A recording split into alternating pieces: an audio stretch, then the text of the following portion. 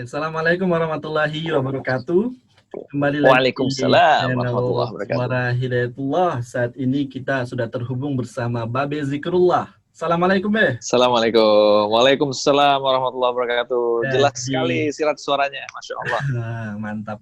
Babe Zikrullah ini adalah Ketua Departemen Luar Negeri dari Dewan Pengurus Pusat Hidayatullah dan juga salah satu pendiri dari Sahabat Al-Aqsa dan juga bukan mantan sih, senior wartawan yang sudah melanglang buana.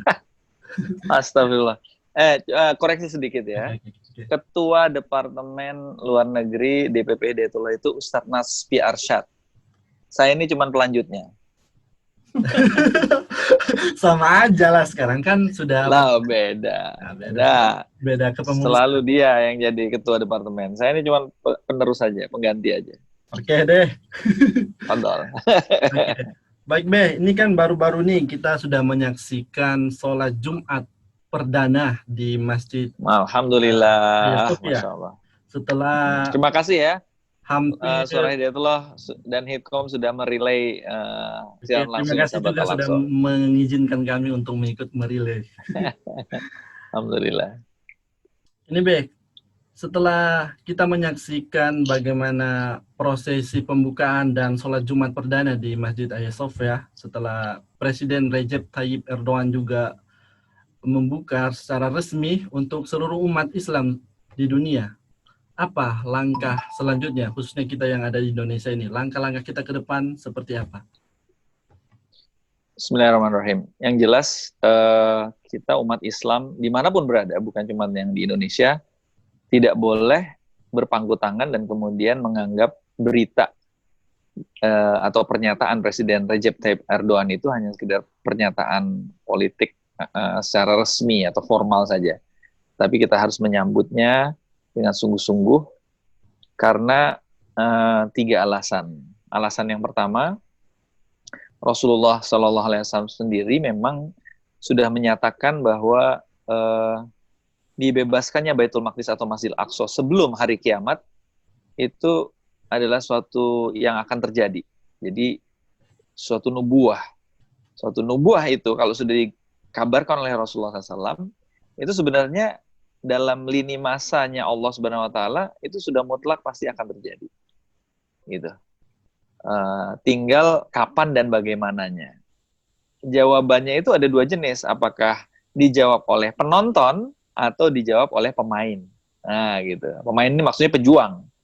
Nah, kita umat Islam di Indonesia, khususnya di gerakan-gerakan dakwah seperti Hidayatullah, pasti jawabannya akan kita berikan bukan sebagai penonton, tapi sebagai pemain, kan gitu kan. Jadi pertanyaannya si Rasul itu benar dan bagus sekali, karena akan mendorong orang untuk berpikir, kita terus ngapain nih, gitu. Yang jelas kita nggak boleh jadi cuman sekedar jadi penonton, harus jadi pemain dan pejuang.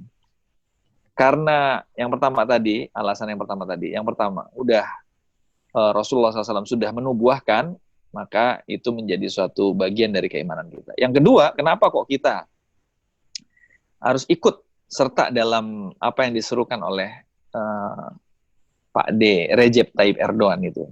Pak D. Karena semua orang baik di masa lalu melakukan perjuangan untuk membebaskan Masjidil Aqsa dan Baitul Maqdis pada saat dia dijajah. Siapa aja? Umar bin Khattab, Abu Bakar As-Siddiq yang pertama sebagai Khalifatul Rasul yang pertama. Kemudian Umar bin Khattab, ya kan? Kalau umat Islam seluruh dunia berkumpul, siapa sih yang lebih baik, yang kira-kira bisa mengklaim dirinya lebih baik daripada Abu Bakar dan Umar? Kan nggak ada kan? Beliau berdua adalah yang terbaik sesudah Rasulullah SAW. Abu Bakar dan Umar berjuang, artinya kita ikut sama mereka. Gitu. Begitu juga generasi sesudahnya, terutama ketika Masjidil Aqsa dan Baitul Maqdis dijajah lagi.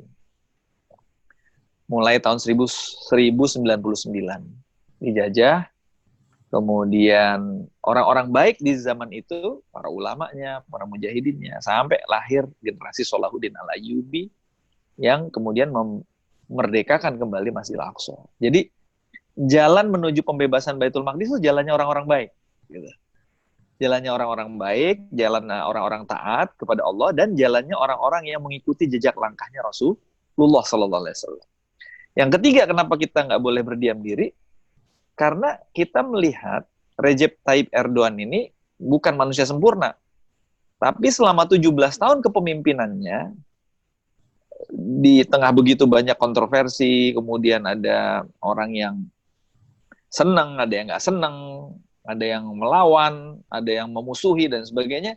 Tapi kita melihat at the end of the day, yang paling banyak mendapatkan manfaat dari kepemimpinan Recep Tayyip Erdogan ini adalah Islam dan umat Islam. Ya, jadi jutaan umat Islam yang dalam keadaan ditindas di Suriah, di Turkistan Timur, Palestina, di Suriah, itu mendapatkan manfaat dari kepemimpinan beliau dengan perlindungannya, dengan bantuannya, dan sebagainya. Begitu juga dengan dakwah Islam. Ya, kita tahu bahwa sudah 80 tahun lebih Turki sebagai yang tadinya pusat kepemimpinan umat Islam di dunia mengalami sekularisasi yang sangat ekstrim. Pelan-pelan dalam kurang dari 2 dekade terakhir terjadi arus balik yang menyegarkan. Kembalinya Masjid Hagia Sophia itu difungsikan sebagai masjid setelah 86 tahun jadi museum, salah satu isyarat yang paling kuat itu. Karena itu kita nggak boleh berdiam diri. Pertanyaannya kemudian, apa yang kemudian kita lakukan? Kita lanjutkan pekerjaan kita. Pekerjaan kita di bidang pendidikan, menghasilkan orang-orang terbaik yang akan menguatkan umat Islam sampai umat Islam kemudian bisa mampu membebaskan Masjid Al-Aqsa. Di bidang ekonomi, kita kuatkan hubungan ekonomi antar umat Islam di berbagai negara. Perdagangannya, keuangannya, kesejahteraannya, dan seterusnya. Di bidang politik, ya, kepemimpinan yang sekarang ada banyak kelemahannya di berbagai dunia Islam. Tapi juga kita menyaksikan kepemimpinan yang pelan-pelan muncul, membawa kebaikan. Ya, kita berharap dengan semua yang kita lakukan di semua lini kehidupan, suatu saat nanti hasilnya adalah penyatuan kekuatan umat ini untuk kemudian membebaskan Masjid Al-Aqsa dan Baitul Maqdis. Hari kebebasan dan kemerdekaan Baitul Maqdis sendiri sudah ditentukan oleh Allah, gitu kan? Karena sudah dinubuahkan oleh Rasulullah, kan? Hanya Allah yang tahu harinya, jamnya. Kayak kemarin tuh kan, kembalinya Masjid Hagia Sophia nggak ada yang tahu sebelumnya, kan? Allah yang sudah menetapkan. Karena dia sudah terjadi. Nah, tapi menuju pembebasan itu, kita nggak mau jadi sekedar jadi penonton, tapi juga pemain. Yang bisa kita lakukan doa, kita mendoakan. Yang bisa kita lakukan menyebarluaskan informasi, kita sebarluaskan informasi. Yang bisa kita lakukan di bidang pendidikan, kita didik generasi baru kita. Terus begitu, di semua bidang kehidupan. Gitu sih, Raj. Lebih khususnya, untuk anak-anak muda sekarang, apa langkah-langkah kaum milenial ini untuk melakukan dengan seperti yang Mbak Be jelaskan tadi setelah pembebasan ini? Maksudnya apa yang harus dilakukan oleh generasi dan kaum yang seusia dengan saya gitu maksudnya ya. Oke, ya baik ya. Maksudnya saya bukan usia. Iya saya kan kita sama kan, kira-kira nggak jauh kan umurnya kan. Oke, kita sama. Kalau Pak Bambang agak jauh umurnya. Harus kalau kita kan sama. Oke, Be. Jadi anak muda itu sedang dalam masa golden age ya, dalam masa keemasan. Usia-usia seperti Sirat, seperti saya, itu sedang dalam masa di mana kita sedang memanen apa yang kita tanam, apa yang ditanam oleh orang tua kita di masa kita kecil. Ya, tubuh yang secara fisik mendapatkan karunia Allah, sehat walafiat. Kemudian pendidikan yang mengembangkan akal kita menjadi akal yang sehat dan jernih. Hati kita secara ruhiyah cenderung kepada kedekatan kepada Allah dan sebagainya. Tentu saja yang paling nggak kepengen ya kaum milenial ini menjadi generasi yang produktif, yang berefek baik terhadap Islam dan umat Islam itu setan. Setan dalam bentuk jin dan manusia. Karena itu hal pertama yang harus dilakukan oleh anak-anak muda itu adalah membangun terus kekuatan benteng dirinya. Benteng ruhiyah dengan selalu takarrub kepada Allah. Benteng akal, ilmu dengan selalu membangun tradisi ilmu dan tradisi belajar yang sengebut-ngebutnya. Ya. Kalau keponakan saya bilang belajar sampai enek gitu, ya. Baca buku sampai mau muntah, diskusi sampai capek gitu. Ngaji sampai ketiduran gitu. Ngobrol, nemuin para ulama, para kiai, para cendekiawan, para pemikir sampai ratusan kilometer, ribuan kilometer. Kalau sekarang sih pakai Zoom, pakai video conference bisa gitu kan. Kalau udah ada fasilitas ini nggak mau juga dilakukan ya kebangetan gitu kan. Karena apa? Karena waktu dan tenaga yang dipakai untuk membangun itu semua sedang diusahakan oleh setan dalam bentuk jin dan manusia itu untuk nggak dipakai untuk itu, tetapi dipakai untuk habis waktunya untuk yang lain-lain. Untuk pornografi, untuk games, untuk mendekati zina dengan lawan jenis, apalagi sekarang dengan sesama jenis juga, ya kan, dan lain sebagainya. Itu makanya kalau udah usianya seperti si Ras ini udah waktunya nikah, jangan lama-lama gitu. Harus segera itu. Kayak Musto itu harus segera, jangan berlama-lama. Karena kata Ustadz Ihsan Tanjung, siapa yang mempermudah pernikahan berarti dia menutup rapat pintu zina. Gitu. Siapa yang mempersulit pernikahan berarti dia membuka lebar-lebar pintu zina. Dan itu akan melemahkan generasi muda. Gitu. Apa hubungannya sama sama pembebasan Baitul Maqdis? Ya kita nggak bisa mengharapkan generasi muda yang kuat dan tangguh yang akan membebaskan Baitul Maqdis dari generasi yang lemah dan babak belur ketika diserang oleh setan dalam bentuk jin dan manusia. Jadi pemuda itu satu, ruhnya dikuatkan dengan takarrub ilallah terus menerus, dengan qiyamul lail, dengan baca Quran, dengan zikir. Ya.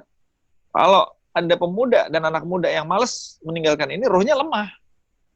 Kalau ruhnya lemah, ruhnya nggak bisa mengendalikan akalnya. Sedangkan akal itu nanti akan diisi dengan ilmu yang banyak. Kalau ilmunya banyak, tapi ruhnya lemah, ilmunya akan membawa pada kerusakan. Kan gitu. Rumusnya begitu. Kemudian akalnya dikuatkan dengan ilmu, kemudian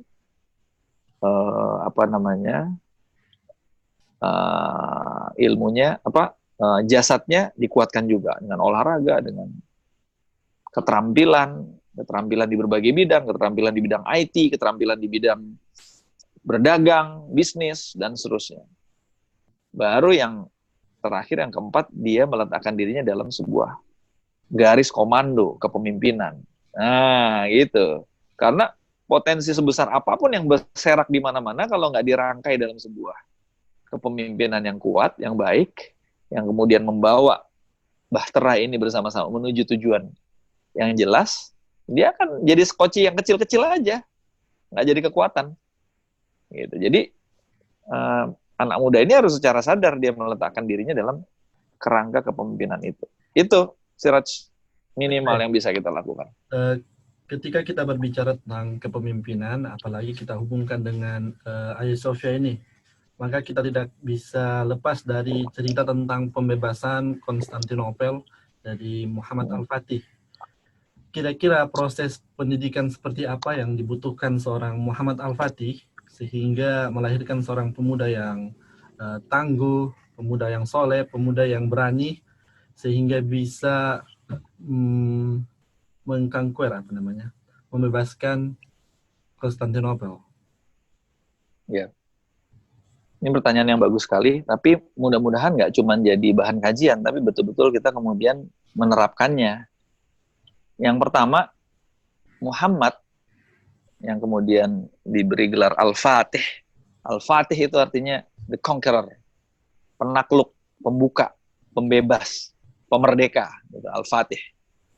Itu adalah seorang anak laki-laki yang dilahirkan di sebuah lingkungan kepemimpinan yang umurnya waktu itu sudah 200 tahun lebih.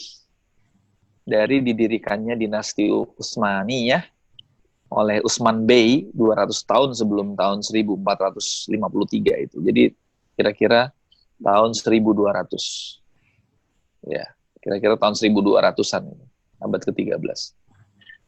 Di kawasan Asianya Turki sekarang, namanya Anatolia.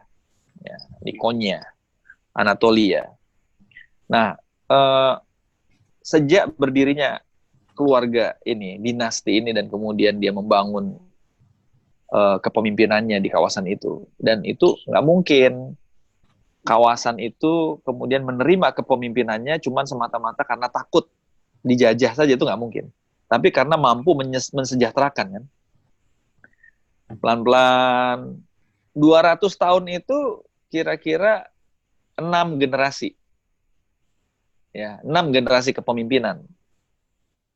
Kalau satu generasi itu 30 tahun, maka 200 tahun itu kira-kira memang antara 6 sampai 7 generasi. Dan memang Muhammad Al-Fatih itu adalah Sultan ke-7. Nah, jadi dilihat dari sini, kita melihat Muhammad Al-Fatih itu tidak ujuk-ujuk muncul, tidak out of nothing, gitu. Dia memang merupakan ya pencernaan kesadaran sejarah dari awal didirikannya dinasti itu, bahwa mereka membuat kepemimpinan itu di situ dengan niat untuk mewujudkan nubuah Rasulullah SAW dalam hadisnya yang ada dalam Musnad Ahmad, juga di kitab Mustadrak Al-Hakim, kemudian ada di Tarikh Shogir. Di Tarikh Shogir itu disebutnya dari Bukhari, tapi sebenarnya di Jami'us Shahih, di kitabnya Bukhari, nggak ada kata Ustaz Abdul Hadron, di mana Rasulullah SAW bersabda, la tuftahanna Konstantiniyah wala ni'mal amir amiruha wala ni'mal jais dzalikal jais. Sungguh suatu saat nanti Konstantinopel itu akan dibebaskan. Waktu Rasulullah SAW menyebut hal itu 800 tahun sebelum kejadian dibukanya Konstantinopel. Bayangkan, Indonesia berapa umurnya, Siraj? 70. Baru 75 tahun. Ya kan? Baru 75 tahun, pendek sekali. Jadi sejarahnya Indonesia itu nggak ada apa-apanya dibandingkan sejarahnya nubuah Rasulullah terhadap Konstantinopel, nggak ada apa-apanya. Tapi Rasulullah sudah menubuahkan, artinya itu akan terjadi. Nah, semua orang sesudah Rasulullah, banyak sekali orang yang sudah mengusahakan. Bahkan kemarin waktu siaran langsung, Ustadz Salim Filah mengungkapkan kisahnya Abu Ayyub Al-Ansari radhiyallahu anhu, seorang sahabat asli kota Yathrib yang pertama kali rumahnya dipakai menumpang tinggal oleh Rasulullah SAW, dan beliau waktu itu sudah sangat sepuh. Tongkatnya itu adalah pedangnya itu. Ya, tapi kemudian tidak sampai beliau membebaskan itu. Kemudian membebaskan adalah Muhammad Al-Fatih 800 tahun kemudian. Nah, kita melihat kemudian, satu, ada kesadaran akidah yang diwariskan, yang kuat. Yang kedua, ada kesadaran sunnah Rasulullah SAW yang kuat. Yang ketiga, ada kesadaran sejarah yang kuat di dalam darahnya Muhammad Al-Fatih. Kemudian yang keempat, ada kesadaran kepemimpinan. Ini modal dasar ini, 4 ini. Yang kelima, kemudian baru kapasitas pribadinya dia. Baik kalau dalam surat Al-Baqarah ketika Allah Subhanahu wa taala menjelaskan kepemimpinannya Talut, kan, qawiyul ilm wal jism, kan? Dari segi ilmu kuat, dari segi fisiknya juga kuat. Orang yang fisiknya kuat tapi kuatnya itu hanya untuk dirinya sendiri, dia nggak akan bisa memimpin pembebasan. Tapi kekuatan yang dia miliki, kekuatan fisik, kekuatan ilmu, kekuatan 4 hal tadi itu sejarah, diakumulasi, maka dia akan melahirkan sebuah sistem yang akan bukan saja menguatkan dirinya dan pasukannya, tapi menguatkan seluruh rakyat. Nah, gitu. Tapi kalau pemimpinnya itu lemah, bodoh, dungu, gitu kan, kemudian dia cuma sekedar boneka, kepemimpinannya itu bukan cuma melemahkan dia, tapi melemahkan semua orang lain. Orang yang pintar jadi ikut bodoh, orang yang kuat jadi ikut lemah, orang yang kaya tiba-tiba jadi miskin harga dirinya, gara-gara kepemimpinan yang lemah. Gitu. Tapi kalau kepemimpinan yang kuat seperti Muhammad Al-Fatih, dia kuat, kemudian menghasilkan sebuah sistem yang kuat, dan sistem yang kuat ini kemudian menguatkan seluruh rakyat, sampai kekuatan itu berputar dan menggulung, nggak bisa ditahan lagi untuk membebaskan ibu kota superpower waktu itu, yaitu Romawi Bizantium, namanya Konstantinopel, yang dipimpin oleh Kaisar Konstantin ke-10 kalau nggak salah waktu itu. Nah, dalam perjalanan hidupnya yang singkat, dari lahir sampai umur 21 tahun, itu kan cuma 2 dekade ya. Dalam waktu 2 dekade itu, semua kehebatan yang dimiliki oleh dinastinya selama 200 tahun, tiba-tiba dikompres dan saripatinya masuk ke dalam dirinya, ya kan? Dan semua kehebatan yang selama 200 tahun itu merupakan saripati yang diambil dari 800 tahun sebelumnya, 600 tahun sebelumnya, itu dari zaman Rasulullah SAW, dibangkitkan lagi. Kita bisa bayangkan kalau 200 tahun aja 7 generasi, berarti 800 tahun kali aja 7 kan? Ya, berarti berapa itu? 4 kali 7. 14 generasi. 4 kali 7. 49 generasi dari Rasulullah kan? Jadi ada 49 generasi kepemimpinan dari Rasulullah sampai munculnya Muhammad Al-Fatih. Jadi dari sini kita bisa melihat bahwa kapan seorang pemimpin itu ditakdirkan Allah untuk menghasilkan sesuatu yang besar. Jawabannya adalah tergantung kemampuan kepemimpinannya maupun sistem pendidikan yang melingkupinya menyerap kebaikan-kebaikan masa lalu yang pernah ada. Ya kan? Kapan kita akan bisa membebaskan Baitul Maqdis dan Masjidil Aqsa? Tergantung generasi sekarang ini menyerap kebaikan-kebaikan zaman Rasulullah, zaman Abu Bakar, zaman Umar sampai bebas, dan zaman ketika bangkitnya Salahuddin Al-Ayyubi sampai bebas, dan zaman ketika bangkitnya Sultan Muhammad Al-Fatih sampai bebas. Nah, disitulah pentingnya gerakan Islam seperti Hidayatullah ini mengakumulasi semua kebaikan yang dimiliki oleh kebaikan umat Islam yang lain sebelumnya, untuk kemudian dirumuskan menjadi manhaj, metode yang jelas dalam membangkitkan kembali potensi umat.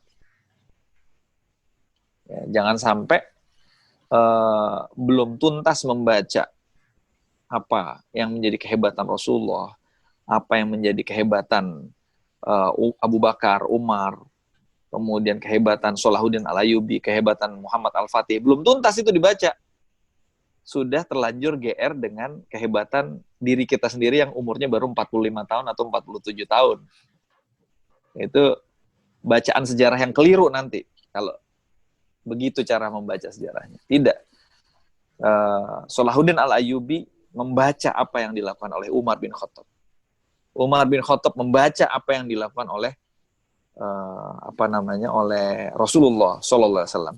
Rasulullah SAW mengumpulkan semua kebaikan 24 nabi sebelumnya, kan gitu kan? Rasulullah SAW dan Ummul Kitab itu adalah kebaikan yang dikumpulkan dan dikompres menjadi the ultimate book of Al-Quran, dan the ultimate Sayyidul Anbiya wal Mursalin, Khataman Nabi, itu adalah kebaikan-kebaikan dari Nabi Adam alaihissalam terus sampai Nabi Isa alaihissalam dikumpul jadi satu, puncaknya adalah Muhammad SAW. Begitulah kita mengulangi kebangkitan dan kemenangan itu, mestinya. Gitu sih, Raj. Kemudian ini ada pernyataan-pernyataan sinis dari beberapa pihak orang-orang di Indonesia. Dia membandingkan tentang ketika Islam datang ke suatu daerah, mereka membandingkan dengan Islam yang datang di Indonesia. Kalau mereka membandingkan dengan kedatangan Muhammad Al-Fatih di Konstantin, ketika Islam itu datang dengan kekerasan, maka dia tidak akan bertahan lama. Karena setelah itu akan memunculkan kebencian ataupun sakit hati untuk membalas dendam. Nah, mereka membandingkan dengan Indonesia karena Indonesia Islam datang dengan damai, dengan wali-wali songonya, makanya sampai sekarang Islam di Indonesia bisa bertahan lama. Gimana pendapat Babe? Yang pertama itu cara ngitung tahunnya tuh aja udah salah. Islam ke Indonesia datang abad keberapa? Abad ke-7 Masehi. Ya kan? Islam datang ke Turki abad keberapa? Abu Ayyub Al-Ansori itu masih sahabat. Duluan Abu Ayyub Al-Ansori datang ke Turki daripada datang ke Indonesia. Jadi lamaan Turki udah jelas gitu loh. Kemudian yang kedua, berbeda yang dilakukan antara Belanda Kristen, kafir, harbi, ya. Saya punya keluarga yang Kristen dan Katolik, kami berhubungan baik. Ada kafir yang baik, yang mau bertetangga dengan baik dengan umat Islam, tapi ada kafir yang memang punya niat buruk mengeksploitasi umat Islam. Nah, kepada kafir yang punya niat buruk ini kita nggak boleh berhusnuzon sama sekali kan? Nggak boleh. Nah, ada yang membedakan. Apa yang membedakan? Pertama, Muhammad Al-Fatih itu mengikuti sunnah Rasulullah SAW dalam berjihad, terutama bentuk jihad sesudah perang Tabuk, yaitu melakukan ekspansi wilayah. Bagaimana cara Rasulullah melakukan ekspansi wilayah? Cara Rasulullah SAW yang pertama adalah mengirimkan surat kepada para penguasa di tempat itu. Aslim taslam. Masuk Islamlah, kamu akan selamat. Pada saat nanti kekuatan militer dan politik Rasulullah SAW sudah terakumulasi dan terkonsolidasi, dilanjutkan oleh Abu Bakar dan Umar, yang dilakukan oleh mereka adalah menawarkan kepada para penguasa itu untuk berhenti memaksa rakyatnya untuk menuhankan Tuhan mereka dan menuhankan diri mereka. Jadi, jihad bersenjata yang dilakukan oleh pasukan muslimin, Rasulullah dan para sahabat, tujuannya bukan memerangi sebuah bangsa.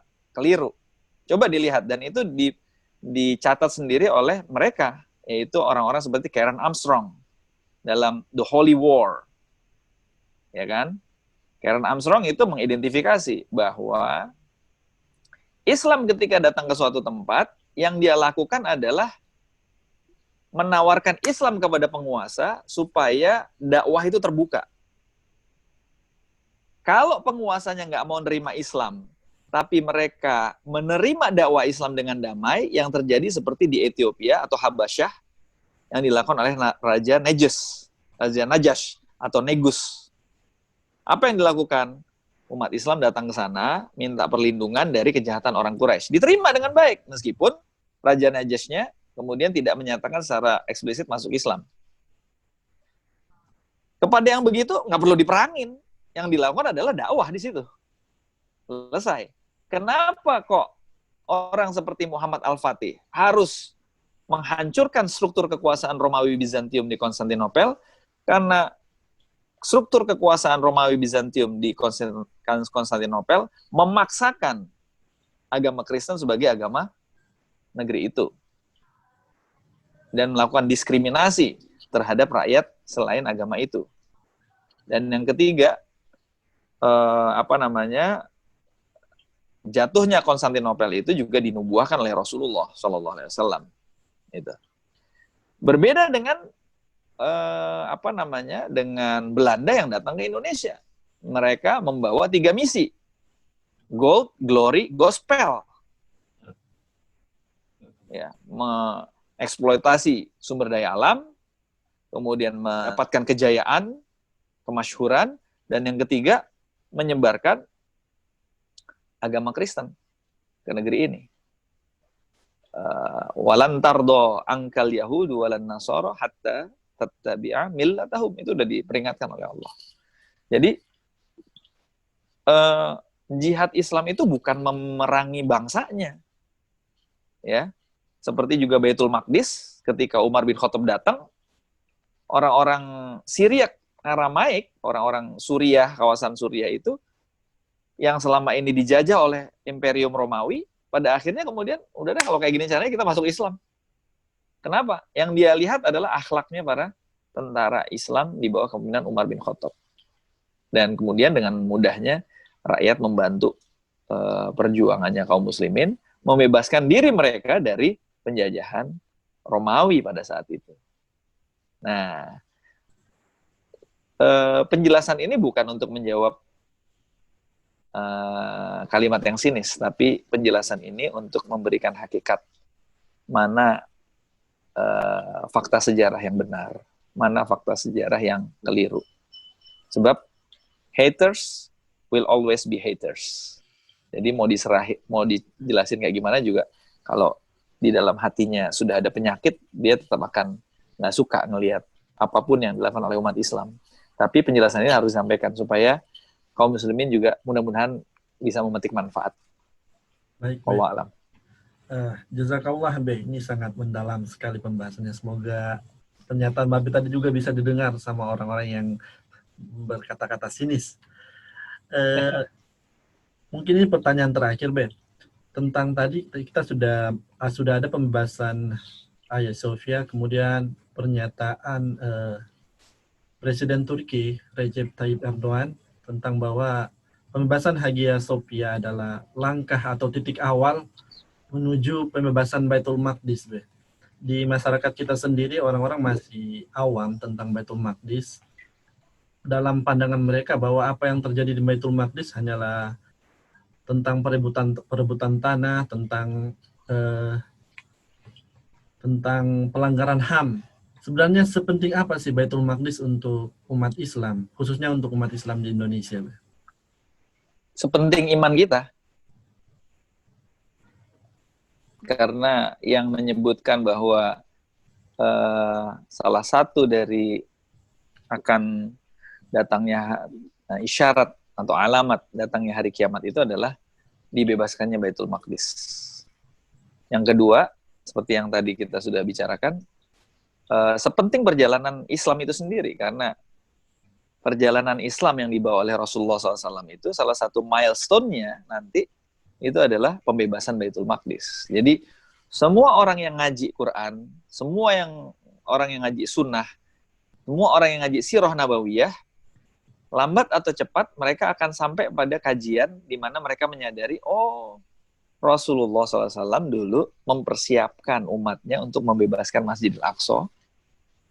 Sungguh pun setelah beliau meninggal tetap belum bebas, diteruskan oleh Abu Bakar As-Siddiq, diteruskan oleh Umar sampai merdeka.